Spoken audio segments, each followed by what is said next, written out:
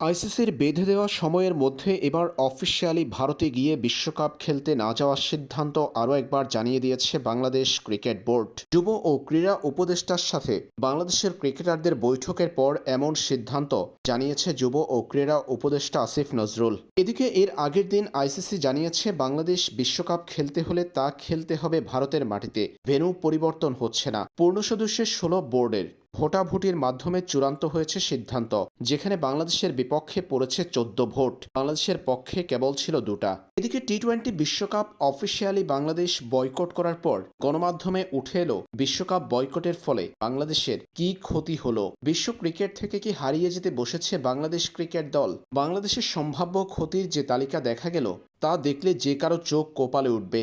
বাংলাদেশের তাৎক্ষণিক আর্থিক ক্ষতির মধ্যে আছে আয়ের প্রধান উৎসে আঘাত। বিসিবির বার্ষিক আয়ের প্রায় ৫৫ থেকে ৬০% আইসিসি থেকে, যা ঝুঁকির মুখে পড়বে। টুর্নামেন্টের রাজস্ব হারানো, অংশগ্রহণ ফি, টুর্নামেন্টের প্রতিটি ধাপ থেকে প্রাপ্য অর্থ থেকে বাংলাদেশ বঞ্চিত হবে। $২০ লাখ জরিমানা, গ্রহণযোগ্য কারণ দেখাতে ব্যর্থ হলে বিসিবিকে এই বিপুল পরিমাণ জরিমানা গুনতে হতে পারে। এছাড়াও দীর্ঘমেয়াদী ঝুঁকি ও অন্যান্য ক্ষতির মধ্যে আছে ৩২৬ কোটি টাকার রাজস্ব অনিশ্চয়তায়।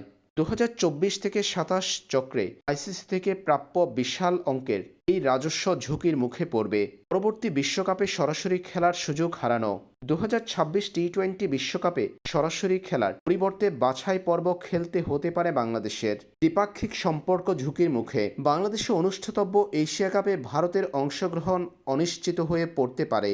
বিশ্বকাপ বয়কটের পর সম্ভাব্য এই সমস্ত ঝুঁকি উঠে এলো বাংলাদেশ ক্রিকেটের সামনে।